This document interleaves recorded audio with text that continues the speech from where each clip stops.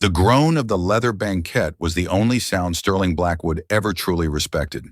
It was the sound of submission, of luxury bending to his will.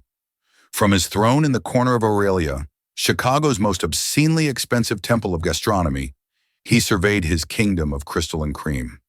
Opposite him, his perpetually nervous legal counsel, Gerald, nodded so vigorously his jowls quivered, a human bobblehead of acquiescence. They were here to toast the final dismemberment of the Disable Historical Archive, a deal that would net Blackwood a fortune in rare manuscripts and leave a century of Black Chicago history scattered to the winds.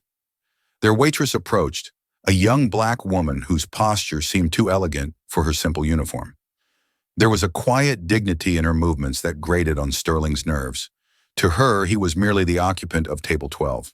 To Sterling, she was an insignificant speck, a momentary obstacle between him and his lobster bisque. He decided to amuse himself. As she stood patiently, notepad in hand, he turned to Gerald, switching to the fluid, aristocratic French he'd perfected at boarding school in Switzerland. His words were meant to be a private jest, a silken whip cracked in a language he assumed was as alien to her as the surface of Mars. He was about to learn that some ghosts don't stay buried, and some insignificant specks have the power to cause an avalanche. The ache in Amara's calves was a familiar, burning thrum, a constant reminder of the chasm between the life she was living and the one that had been stolen from her.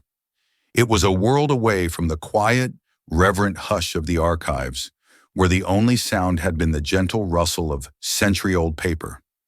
She had once worn archival gloves to handle the letters of Haitian revolutionaries.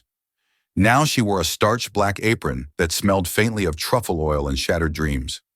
Her life was now the gilded cage of Aurelia, a Michelin-starred mausoleum on the Gold Coast where her sensible shoes trod on carpets worth more than her entire student debt. Each shift was a masterclass in self-erasure. She was not Amara Dubois, the 22-year-old art historian who had graduated summa cum laude, the promising young curator whose research on post-colonial Caribbean art had been called paradigm shifting. She was simply the waitress, a smiling, efficient vessel for delivering seared foie gras and reciting the provenance of the evening's cheese selection. She had perfected the art of being attentive, yet invisible, of refilling a water glass so silently that the drinker never noticed her presence. To the patrons, the plates she carried held the pinnacle of culinary achievement. To her, they were just heavy with the weight of her compromised future. Tonight, the air in Aurelia was particularly thick with the oppressive perfume of old money and predatory capitalism. A table of tech bros celebrated a hostile takeover, their laughter grating and loud. Amara moved between the tables like a wraith, her practiced smile a mask that concealed the bone-deep weariness in her dark, intelligent eyes. Her manager, a perpetually stressed man named Julian, had pulled her aside at the start of her shift. "Table 12 is Blackwood," he'd hissed, his voice a mixture of awe and terror. "Sterling Blackwood. Whatever he wants, he gets. Don't make eye contact unless he speaks to you. Just be fast, be quiet, and for God's sake, don't spill anything." Amara knew the name. Every artist, historian, and curator in Chicago knew the name. Sterling Blackwood was not a builder, he was a demolitionist. His firm, Blackwood Acquisitions, specialized in what he euphemistically called cultural asset realignment. He would find historically significant but financially vulnerable institutions, small museums, archives, independent presses, and acquire them, promising preservation. Then, with surgical precision, he would strip them of their most valuable assets for his private collection or sell them at auction, dissolve the institution, and develop the real estate. He was a vulture who feasted on the carcasses of culture. When she approached Table 12, the atmosphere was charged. Sterling Blackwood was even more imposing in person than in the glossy pages of Forbes. Dressed in a bespoke suit of charcoal gray, with a mane of silver hair swept back from a tanned, imperious face, he radiated an aura of absolute, unassailable power. His eyes, the pale blue of a winter sky, scanned everything and appraised its monetary value. With him was Gerald, a man whose expensive suit couldn't hide his soft, sycophantic core. The third man at the table was older, with a calm, watchful demeanor. He was impeccably dressed, but without Blackwood's ostentatious flair. His name was Monsieur Dubois, a potential partner from a Montreal-based philanthropic foundation, the prize Blackwood was trying to land. "We will begin with a bottle of the 82 Petrus," Blackwood announced, his voice a rich baritone that tolerated no dissent. He didn't look at Amara, but at a point somewhere over her left shoulder. It was a power play, a test. "An excellent choice, sir," Amara replied, her voice steady and professional. She didn't gush or fawn. She simply acknowledged the order and retreated to the wine cellar. The key to surviving men like Blackwood was to be a flawless machine, efficient, respectful, and utterly forgettable. She returned with the wine, presenting the legendary bottle with the practiced reverence the ritual demanded. Blackwood ignored her, engrossed in explaining his business philosophy to Monsieur Dubois. Gerald, however, tracked her every movement, his anxiety palpable, as if a single stray drop of the priceless Bordeaux could end his career. "The key to our model, Jean-Pierre," Blackwood was saying, his English crisp and condescending, "is recognizing that sentiment is the enemy of value. These little institutions are drowning in it. They cling to every scrap of paper, every dusty canvas, believing it all has some intangible worth. We are the ones with the clarity to separate the wheat from the chaff, to monetize the core assets, and dispose of the inefficient remainder." Monsieur Dubois listened, his face a polite, unreadable mask. "A philosophy of pragmatism, Monsieur Blackwood." "Precisely. Pragmatism is simply progress in a business suit," Blackwood declared, gesturing for Amara to pour. He took a sip, swirled the wine in his glass, and gave a curt nod of approval, not to her but to the wine itself, as if it had performed a trick for his amusement. Amara finished the pour and was about to step back when Gerald cleared his throat. "And a round of Pellegrino. Large bottle." She nodded and turned away.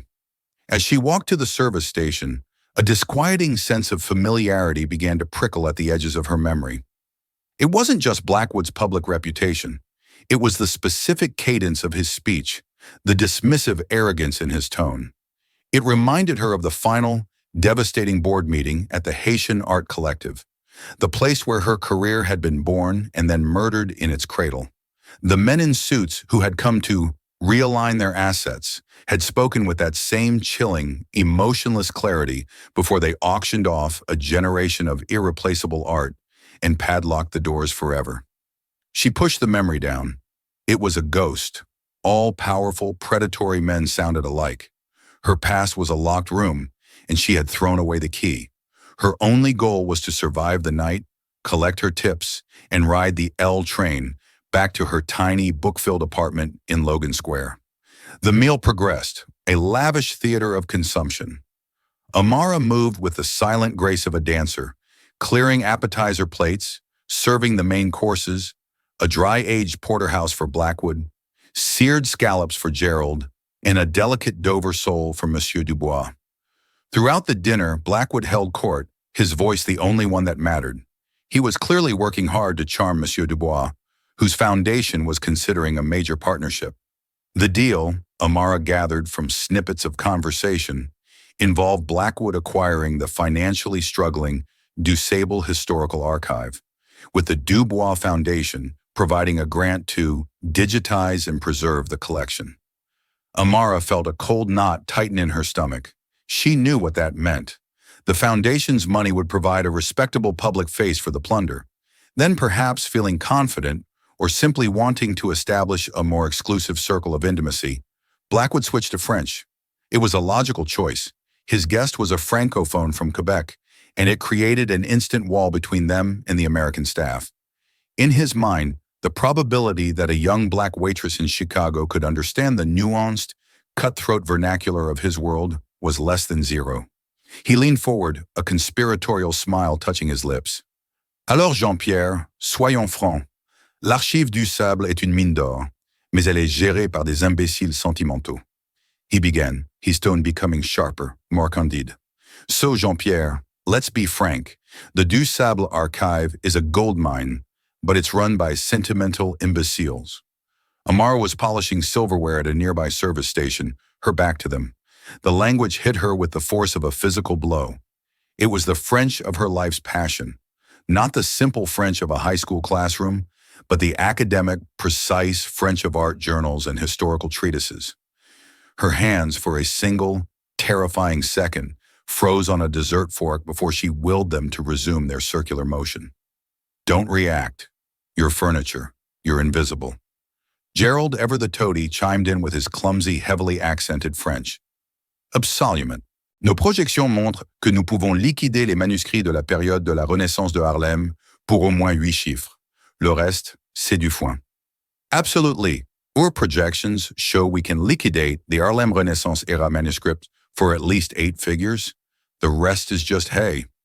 The DuSable archive, the Harlem Renaissance manuscripts. A cold dread mingled with a white-hot volcanic rage began to build in Amara's chest. These men weren't just being arrogant. They were casually plotting the vivisection of a cornerstone of Black American history.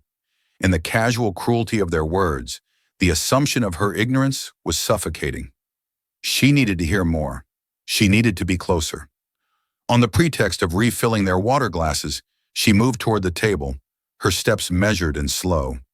She kept her gaze demurely lowered, focusing on the cascade of water into crystal, her face a carefully constructed mask of benign neutrality. Blackwood, fully in his element, gestured dismissively with his fork in her general direction. Il faut simplement ignorer ces gens-là. Ils font partie du décor, rien de plus. One simply has to ignore these people. They're part of the decoration, nothing more. He then looked directly at Amara, but his gaze was vacant, as if looking at a potted plant. He lowered his voice, speaking to Gerald, but Amara was now close enough to hear every syllable. Regarde-la. Probablement une étudiante ratée. Un joli visage vide, assez bon pour servir la plèbe, mais pas une seule pensée derrière ses yeux. Look at her. Probably a failed student. A pretty, empty face, good enough to serve the rabble, but not a single thought behind those eyes. Gerald snickered, a wet, obsequious sound. Elle fait ce qu'on lui dit. C'est tout ce qui compte. She does what she's told. That's all that matters. The insult was so casual, so profoundly dehumanizing, it was like a slap. It wasn't the worst thing she'd ever been called, but coming from this man, in this context, it was the final indignity. The burning ache in her legs vanished, replaced by a surge of pure, cold adrenaline. The ghost of her past was no longer a hazy memory. It was sitting at table 12, eating a $200 steak and mocking her in the language she loved. Throughout this exchange, Monsieur Dubois had remained silent. He took a slow, deliberate sip of his water, and for a split second, his eyes met Amara's over the rim of his glass. There was no pity in his gaze, but there was a flicker of something else, a keen, analytical curiosity. He was a witness. Blackwood, oblivious, pressed on, outlining his plan. Le point crucial, c'est la collection haïtienne, complètement sous-évaluée. J'ai de l'expérience avec ça. J'ai rationalisé une collection similaire il y a 3 ans. On en a tiré une fortune. The crucial point is the Haitian collection, completely undervalued. I have experience with that. I streamlined a similar collection 3 years ago. We made a fortune from it. Amara's blood turned to ice. The Haitian collection. 3 years ago. It couldn't be. The world was vast, but the world of high-stakes cultural predation was a small, incestuous pond. Blackwood wasn't just a man who reminded her of the villains from her past. He was the villain. He was the architect of her ruin. He had hidden behind shell corporations and lawyers, and now, years later, thousands of miles away, he was laying his crime bare on her table. Confident in the ignorance of a pretty, empty face, she finished pouring the water, her hand a marvel of steadiness. She placed the pitcher back on her tray, her mind a raging inferno. The years of humiliation, of quiet suffering, of believing she was a failure, it all coalesced into a single, sharp point of clarity. She was not just a waitress. She was Amara Dubois, and she remembered everything. The rest of the main course passed in a blur. Amara moved through the dining room on pure instinct, her mind a tempest of French phrases, legal terms, and the spectral image of her former life. The rage that had nearly consumed her had cooled into something far more dangerous, a diamond-hard resolve. This was not a random insult. This was a reckoning. She served their desserts, a pretentious, deconstructed tiramisu for Blackwood and Gerald, a simple lemon tart for Monsieur Dubois. All the while, the French conversation flowed, a river of self-congratulation and greed. Blackwood was now boasting about the specific pieces he'd acquired from the Haitian Art Collective, describing priceless artifacts as if they were stock certificates. At last, the meal was over. The plates were gone. The last drop of the Petrus had been drunk. Sterling Blackwood leaned back, the picture of smug satisfaction. He caught Amara's eye and snapped his fingers, a gesture so dripping with entitlement it made her stomach clench. L'addition, he commanded in English, the one French word every rich American knew. Then as she turned to fetch the check, he fired his parting shot in French, a final dismissive flick for the amusement of his companions. Dépêche-toi, ma fille. Nous avons des choses plus importantes à faire que d'attendre que tu traînes tes petits souliers jusqu'ici. Hurry up, girl. We have more important things to do than wait for you to drag your little shoes over here. Amara stopped dead. Her back was to the table. The opulent dining room seemed to dissolve around her. The clinking of glasses, the murmur of other conversations, the distant wail of a city siren. It all faded into a dull roar. There was only table 12 and the stinging echo of his words. Hurry up, girl. She took one deep, centering breath. This was the moment of choice. She could bring the check, accept a tip that would likely be an insult in itself, and vanish back into the anonymity she had chosen as her shield. It was the safe path, the sane path. But 3 years of swallowing her pride, of accepting the injustice, of believing the lies they told about her, it was over. She turned around. She walked back to the table, not with the hurried, subservient steps of a waitress, but with the measured, confident stride of a curator walking into a gallery. She held no check presenter. Her hands were empty, clasped calmly in front of her. She looked Sterling Blackwood directly in the eye, holding his gaze until his expression of bored impatience shifted to one of annoyance. A small, knowing smile touched Amara's lips. It was not her service smile. This one was sharp, precise, and held no warmth at all. And then she spoke. Her voice was quiet, yet it sliced through the restaurant's ambient noise like a scalpel. Her French was not merely fluent, it was perfect. The Parisian accent of the Sorbonne, clean, academic, and utterly devastating. Excusez-moi, monsieur, she began, her tone flawlessly level. Votre addition arrivera tout de suite, mais je me dois de vous corriger sur un point. Excuse me, sir. Your bill will be right out, but I must correct you on one point. The effect was instantaneous. Blackwood's smug expression did not just fall, it imploded. His jaw went slack, his eyes widening in stunned disbelief. He looked as if a piece of the decor had just quoted Voltaire. Gerald froze, a spoonful of Zabaglione halfway to his mouth, his face turning the color of curdled milk. He shot a panicked glance from Amara to Blackwood and back again. The only man at the table who did not look shocked was Monsieur Dubois. He simply set down his coffee cup, placed his napkin neatly on the table, and leaned forward, his gaze fixed on Amara with an expression of absolute, undivided attention. Amara's eyes never left Blackwood's. Quand on s'adresse à une dame, même si elle n'est qu'une serveuse, le terme « ma fille » est à la fois familier et condescendant. Mademoiselle ou jeune femme serait plus approprié. Cela dénote un manque de respect.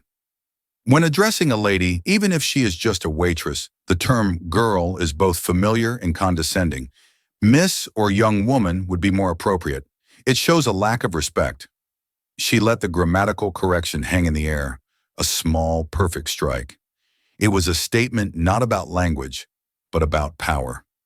Blackwood finally found his voice, sputtering in a clumsy mix of French and English. Qu'est-ce que...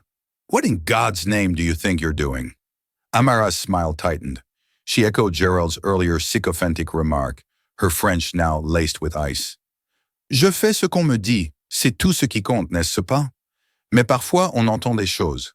Par exemple, que les manuscrits de la Renaissance de Harlem ne sont que du foin, ou qu'un projet appelé rationalisation est simplement un mot de code pour le pillage de la collection haïtienne d'une institution. I'm doing what I'm told. That's all that matters, right? But sometimes one overhears things. For example, that the Harlem Renaissance manuscripts are just hay, or that a project called streamlining is simply a code word for the pillaging of an institution's Haitian collection. Every word was a precisely aimed dart. Gerald dropped his spoon. It clattered against his dessert bowl with a sound that seemed to reverberate in the sudden pocket of silence around their table. Blackwood's face, which had been pale with shock, was now a ghastly, bloodless white. He was truly seeing her for the first time, and in his eyes a horrified dawn of recognition was beginning to break. He didn't know who she was yet, but he knew she was not a waitress. She was a witness. She was a threat. The bubble of tension around table 12 was so thick it felt like a physical barrier. Sterling Blackwood stared at Amara, his formidable mind scrambling, trying to solve the impossible equation she presented. He was a man who prided himself on controlling every variable, on anticipating every contingency. And now a random waitress had just recited, verbatim, the predatory core of his latest secret conquest. He attempted to regain command by falling back on the brute force of his authority. C'est absurde, he snarled in French, his voice a low, dangerous growl. Vous n'avez aucune idée de ce dont vous parlez. Vous avez écouté aux portes une conversation privée. C'est un motif de renvoi immédiat. That's absurd. You have no idea what you're talking about. You have been eavesdropping on a private conversation. That is grounds for immediate dismissal. Amara did not even blink. The fear that had been her constant companion for 3 years was being incinerated in the blaze of this single incandescent moment. Oh, je crois que je sais exactement de quoi je parle, Monsieur Blackwood, she replied, her voice still perilously calm. Le pillage de la collection haïtienne, par exemple. Ce n'est pas un plan nouveau, c'est une stratégie que vous avez déjà utilisée il y a 3 ans. À l'époque, vous vous êtes caché derrière une société écran nommée Veridian Heritage Group pour dissimuler les vrais investisseurs. Oh, I believe I know exactly what I'm talking about, Mr. Blackwood. The pillaging of the Haitian collection, for example. It isn't a new plan. It's a strategy you already used 3 years ago. Back then, you hid behind a shell company named Veridian Heritage Group to disguise the true investors. At the mention of Veridian Heritage Group, Gerald made a small, strangled sound. It was an old entity, buried under layers of corporate paperwork, a tool used for their most ruthless and legally questionable acquisitions. For this woman to know that name was not just impossible, it was apocalyptic. Blackwood's eyes narrowed, the bluster draining away to be replaced by a cold reptilian focus. Who are you? He demanded, switching back to English, as if his native tongue could somehow reassert his dominance. This was it. The culmination of 3 years of exile. Amara stood a little straighter, and for the first time that night, she let the weary, deferential mask of the waitress fall away entirely. In its place was the face of the sharp, passionate, and brilliant art historian she had been all along. My name, she said, speaking slowly and clearly, but choosing to deliver the final blow in the language he had used as a weapon for the benefit of all 3 men. Je m'appelle Amara Dubois. My name is Amara Dubois. She let the name hang in the air. To Gerald, it meant nothing, but she wasn't looking at him. She was looking at Sterling Blackwood. She watched the flicker of confusion in his eyes, then the frantic, high-speed search through his mental Rolodex of vanquished foes. And then she saw it, the moment the connection was made, the moment the ghost in the machine was identified. His face went from ashen to the color of bone. It was a look of pure, soul-deep horror. He remembered. J'étais la conservatrice adjointe du Haitian Art Collective à Miami. Amara continued, pressing her advantage, her voice now resonating with the full weight of her stolen history. I was the associate curator at the Haitian Art Collective in Miami. J'étais celle qui a rédigé le rapport de provenance de 80 pages sur la collection Césaire, le rapport même que vous avez utilisé comme feuille de route pour démanteler la collection après avoir ruiné l'institution. Vous ne m'avez pas seulement fait licencier, Monsieur Blackwood, vous m'avez effacé et vous pensiez que j'avais disparu à jamais. I was the one who wrote the 80-page provenance report on the Césaire collection. The very report you used as a roadmap to dismantle the collection after you ruined the institution. You didn't just get me fired, Mr. Blackwood. You erased me, and you thought I had disappeared forever. She took a half-step closer to the table, leaning in slightly, her voice dropping to an intense, caring whisper. Vous vous cachiez derrière vos avocats et vos sociétés écrans, mais j'ai toujours su que c'était votre œuvre. Je n'avais simplement pas de preuves. Jusqu'à ce soir, vous venez de me la servir sur un plateau d'argent avec vos insultes. You hid behind your lawyers and shell companies, but I always knew it was your work. I just never had proof. Until tonight. You just served it to me on a silver platter, along with your insults. Sterling Blackwood, the titan of industry, the king of Aurelia, was utterly speechless. He looked as though he had seen a phantom rise from a gilded grave, and in a way he had. The ghost of a life he had personally destroyed had just served him his coffee. Then a new voice entered the charged silence. It was Monsieur Dubois. He had watched the entire exchange with the quiet intensity of a grandmaster observing a chess match. He folded his hands on the table and looked from the shattered Blackwood to the resolute Amara. He addressed her directly, his formal Quebec French a stark contrast to Blackwood's European affectations. Mademoiselle Dubois, he said, his voice calm, but carrying an undeniable weight of authority. Votre nom m'est également familier. Le rapport de provenance que vous avez rédigé était une œuvre d'une érudition remarquable. Ma fondation a tenté de l'acquérir lors de la vente de liquidation pour le préserver. On nous a dit qu'il avait été égaré. Miss Dubois, your name is also familiar to me. The provenance report you wrote was a work of remarkable scholarship. My foundation attempted to acquire it at the liquidation sale, to preserve it. We were told it had been misplaced. He then turned his cool, discerning gaze upon Sterling Blackwood. Monsieur Blackwood, je crois que notre dîner est terminé, et notre partenariat potentiel l'est également.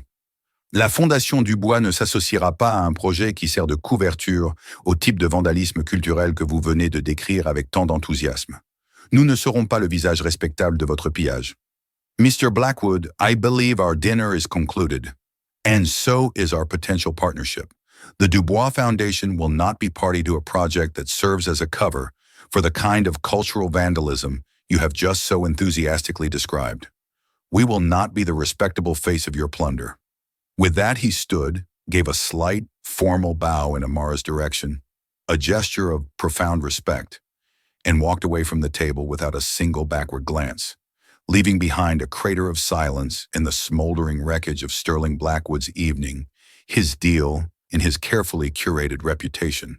The departure of Monsieur Dubois acted like a starter pistol, jolting Sterling Blackwood out of his horrified paralysis and into a sputtering rage. His face, moments before a mask of shock, contorted into a dark thundercloud of pure fury and abject humiliation. You, he hissed at Amara, his voice a venomous whisper that trembled with uncontrolled anger. You're finished. You think this is some kind of victory? I will crush you. I will have you blacklisted from every establishment in this city. You'll be scrubbing toilets in a bus station for the rest of your miserable life. Do you hear me? His voice began to rise, cracking the rarefied atmosphere of the restaurant. Heads at nearby tables began to turn, conversations faltering as patrons scented the blood in the water. Julian, the manager, who had been observing the unfolding disaster from across the room with a look of pure panic, started striding purposefully towards their table. Amara stood her ground, unbowed. The threats that would have sent her spiraling into despair just hours ago now seemed pathetic and hollow.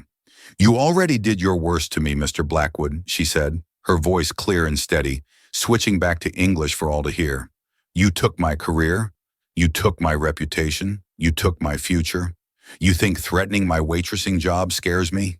You just confessed to conspiracy to commit fraud and outlined your predatory business model in front of a key witness? I think you're the one with bigger problems. Just then, Julian arrived, his face slick with sweat. Is there a problem here, Mr. Blackwood? He asked, his tone attempting a firmness that his trembling hands betrayed. This employee of yours, Blackwood spat, pointing a shaking finger at Amara. She's delusional. She's been harassing my guests, making wild, slanderous accusations. I want her fired, now." Julian looked from Blackwood's apoplectic face to Amara's unnervingly calm one. He had been in the service industry for 20 years. He knew the difference between a hysterical employee and a cornered wolf.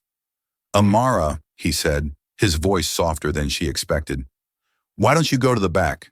Take a break. I'll handle this." "She's not taking a break. She's fired," Blackwood roared. "Actually," Amara said, her fingers moving to the small magnetic name tag on her apron. She unpinned it and placed it gently on the table, next to Blackwood's half-eaten dessert.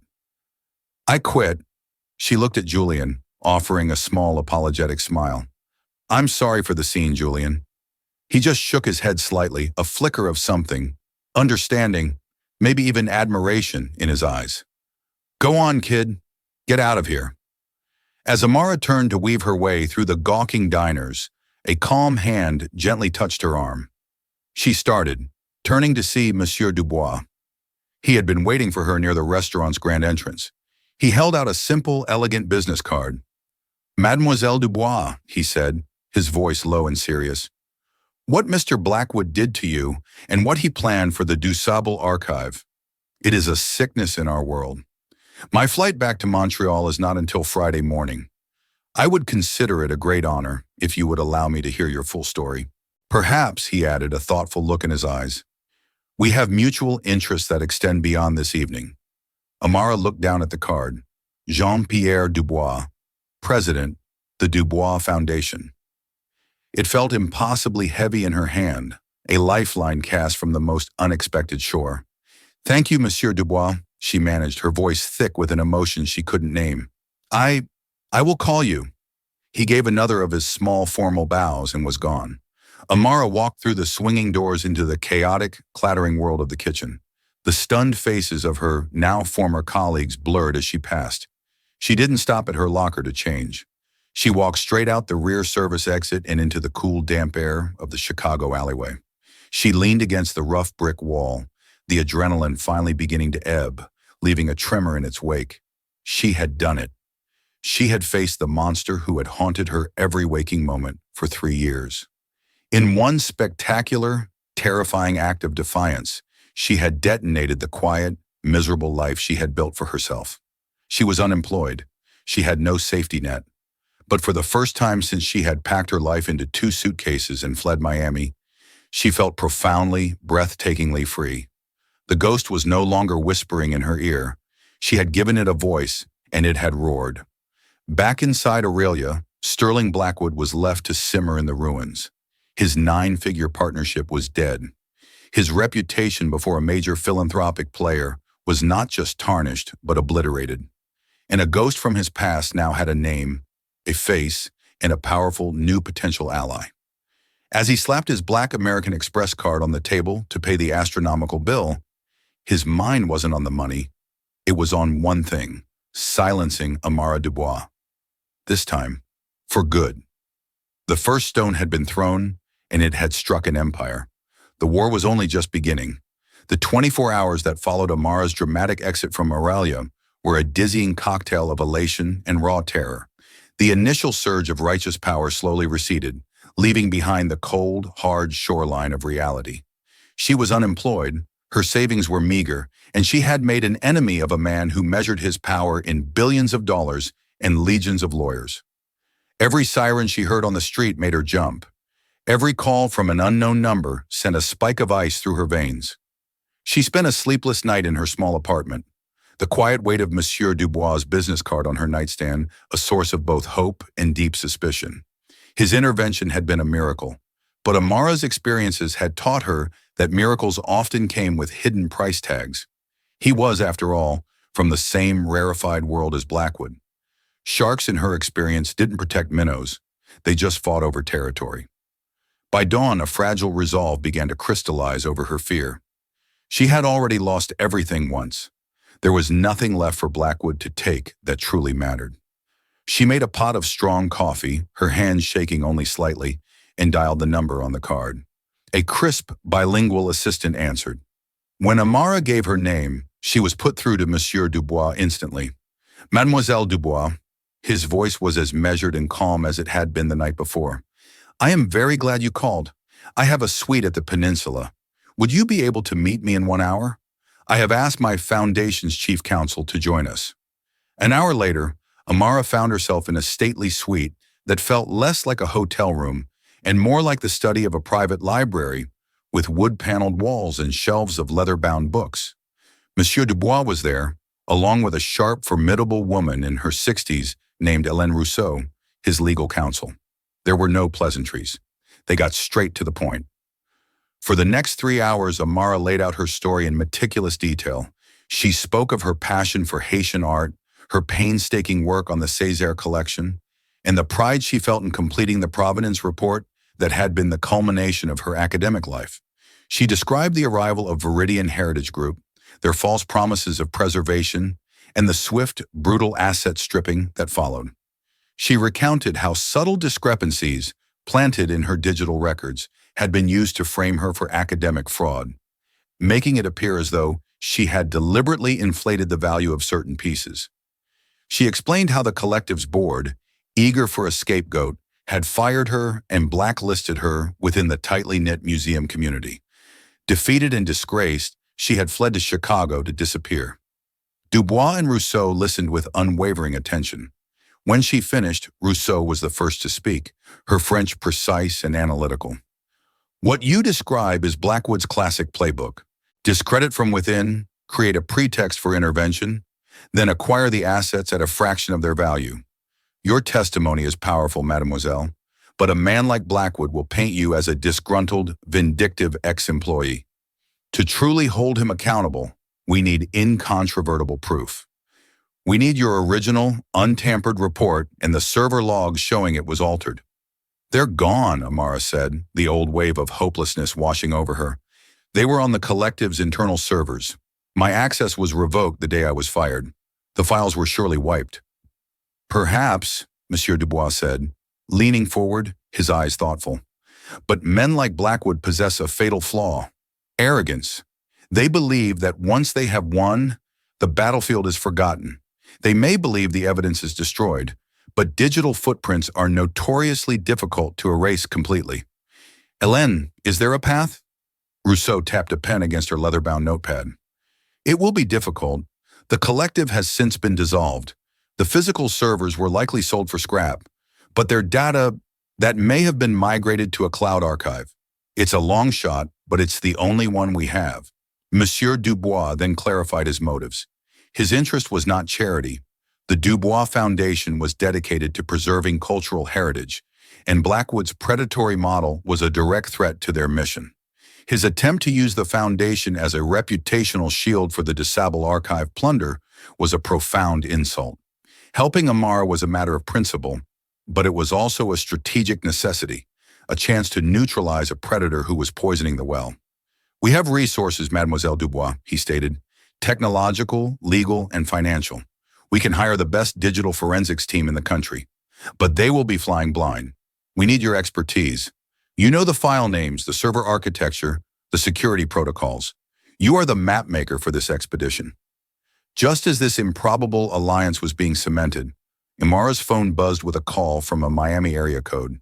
She froze. It was a number she didn't recognize. Rousseau nodded for her to answer, and she put the call on speaker. Hello? Amara? Is this Amara Dubois? The voice was hesitant, female, and instantly familiar. Yes. Who is this? It's Chloe. Chloe Sanchez. I was the IT administrator at the collective. Amara sank back into her chair, stunned. Chloe had been a quiet, nervous woman who had always avoided eye contact. Chloe, how did you get my number? I have a cousin who works at Aurelia, Chloe said, her words tumbling out in a rush. She called me this morning. She told me what happened last night, what you did. Amara, I am so sorry. I was always so ashamed. What they did to you was wrong. Chloe, what is it? After they fired you, she said, her voice dropping to a whisper, they ordered me to wipe the servers. Everything. Your files, your emails, everything. But I couldn't. Your report, it was a beautiful piece of work. I knew it was important. So I made a copy, a full disk image of your home directory. I backed it up to an encrypted external drive. I was too scared to ever say anything, but I never erased it. I still have it, Amara. I have the drive. The room was silent. Amara stared at her phone, her heart hammering against her ribs. The one piece of evidence she believed was gone forever, the digital ghost that Rousseau and Dubois had just theorized about, was real. It wasn't on some forgotten cloud server in Iceland. It was on a hard drive in a closet in Miami. "There's more," Chloe said, her voice trembling. "The person who gave the order to alter your records wasn't from the board. It was an outside consultant they brought in from Viridian Heritage. He worked on my machine for an hour. I remember his name. It was Gerald Finch." The final devastating piece clicked into place. Gerald, Blackwood's sniveling lapdog at the dinner table, wasn't just his lawyer. He was his hatchet man. Amara looked from her phone to Monsieur Dubois and Hélène Rousseau. Their expressions were grim, focused, and resolute. The hunt was no longer for a ghost. They had a weapon, they had a witness, and they had a target. An alliance forged in a Chicago hotel suite had just been armed by a conscience in Miami. The war against Sterling Blackwood was about to become very real. The following weeks transformed the stately Peninsula Suite into a high-tech command center. Whiteboards covered in network diagrams and legal statutes replaced the tasteful landscape paintings. The air, once scented with potpourri, now hummed with the quiet intensity of servers and encrypted phone calls. Amara, who had spent 3 years trying to be invisible, was now the undeniable center of a formidable operation. Hélène Rousseau moved with the lethal grace of a seasoned general, directing a team of lawyers in Chicago and Miami. She filed a carefully worded lawsuit on Amara's behalf against the now-defunct Haitian Art Collective and, by extension, its successor entity, Viridian Heritage Group. It was a legal Trojan horse designed not for a quick settlement, but to grant them the power of legal discovery. Meanwhile, Chloe's hard drive arrived by secure courier. It was handed over to a digital forensics expert named Kenji, a prodigy who saw data not as ones and zeros, but as a story waiting to be told. Amara sat with him for 2 days, guiding him through the labyrinth of her old files, her memory of the server's structure proving to be flawless. Blackwood's people were clumsy, Kenji announced on the 3rd day, pointing to his screen. They thought deleting a file was enough, but the ghost of the original document remains in the drive's unallocated space until it's overwritten. It's fragmented, but it's here. For the next 72 hours, Kenji painstakingly rebuilt the document from thousands of scattered data fragments. Finally, he called Amara over. On his monitor, 2 documents were displayed side by side. One was the altered report used to discredit her, riddled with falsified acquisition dates and inflated valuations. The other was her original work, pristine and meticulously researched. "Now for the magic," Kenji said, a rare smile touching his lips. He brought up the metadata, the digital fingerprint of each file. "Your original report was last modified at 3:42 p.m. on June 12th, 3 years ago. The fraudulent version was created at 5:17 p.m. the same day. And the user account that created it?" He clicked a button. The name on the screen was G. Finch Art Consultant. It was the smoking gun. They now had absolute proof of Gerald Finch's digital intrusion. Their focus then shifted to Gerald himself. A team of private investigators, hired by Dubois, began to discreetly assemble a profile. They discovered he was a man living far beyond his means, with a secret gambling addiction and substantial debts owed to a Las Vegas casino. He wasn't just Blackwood's loyal counsel. He was a compromised man, trapped by his own vices. The final act was set. Hélène Rousseau arranged a meeting with Gerald Finch at his own law office, ostensibly to discuss a preliminary settlement offer for the frivolous lawsuit. Gerald arrived looking smug, expecting to intimidate Amara and her Canadian benefactor into a swift retreat. He walked into his own conference room to find not just Hélène and Monsieur Dubois, but also Amara, standing calm and composed by the window overlooking LaSalle Street. Kenji, the forensics expert, sat at the head of the table with a laptop. "Mr. Finch," Hélène began, foregoing any pleasantries, "we are here to discuss your activities on June 12th, 3 years ago." Gerald's smug expression faltered. "I have no idea what you're talking about." Allow me to refresh your memory, Kenji said, turning his laptop screen toward Gerald. Displayed in stark detail were the two versions of the report, the metadata, and the G. Finch consultant user ID. Gerald's face went white.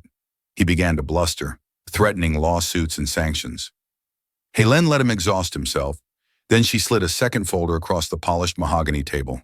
It contained detailed records of his offshore bank accounts and correspondence with the casino's debt collectors. My client, Mademoiselle Dubois, has no real interest in your personal financial indiscretions, Mr. Finch, Hélène said, her voice like chilled steel. She wants the man who gave you the orders. You have one opportunity, a full, signed, and videotaped deposition detailing Sterling Blackwood's direct involvement in the fraudulent alteration of these records and the entire scheme to defraud the Haitian Art Collective. In return, this second folder remains private. If you refuse, we will present both folders to the U.S. Attorney's Office. They will be far more interested in a cooperating witness than a co-conspirator. Cornered, exposed, and with the specter of financial ruin and disbarment looming, Gerald Finch crumbled. Over the next 2 hours, with a court stenographer and a camera recording his every word, he confessed to everything, detailing Blackwood's direct orders, his methods, and his contemptuous dismissal of Amara as collateral damage. With Gerald's confession, their arsenal was complete. They didn't leak it to the press. Monsieur Dubois wanted something more dramatic, more personal. He discovered that Blackwood was the guest of honor at the Chicago Cultural Foundation's annual gala, a black tie event where he was set to receive a Philanthropist of the Year award. The night of the gala, Amara walked into the grand ballroom of the Art Institute of Chicago. She was not wearing a waitress uniform, but an elegant, simple black gown. She was on Monsieur Dubois' arm. As they entered, a ripple of confusion went through the assembled crowd of Chicago's elite.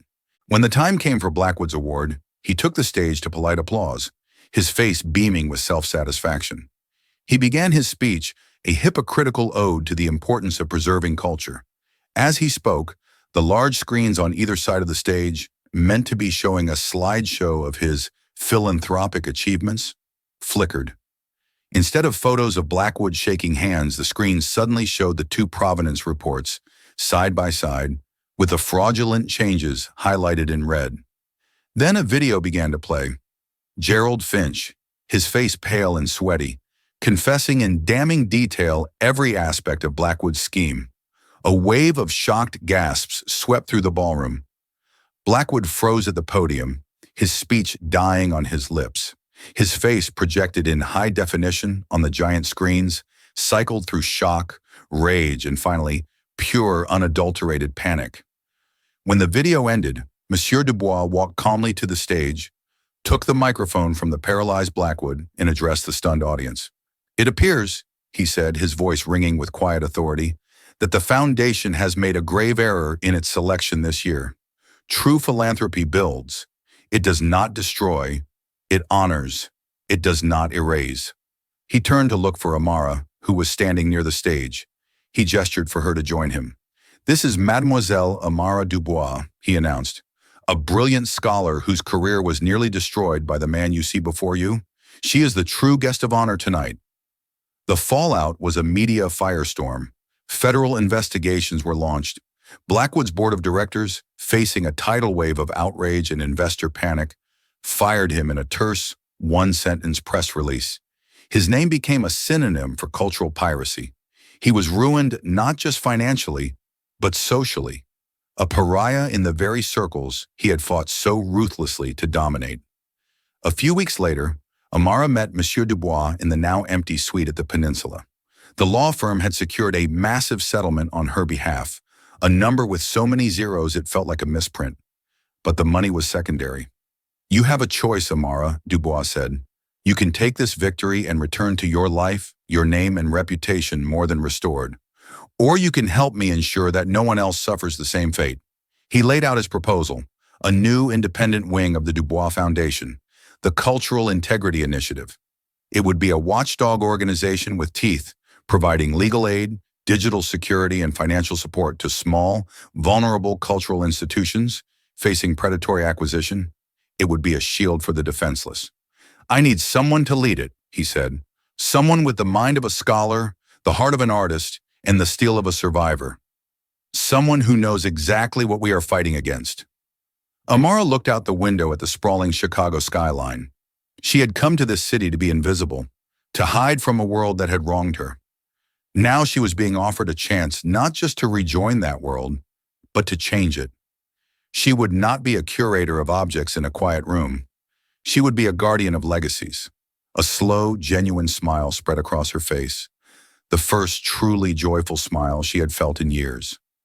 Monsieur Dubois, she said, her voice clear, steady, and filled with purpose. When do we start?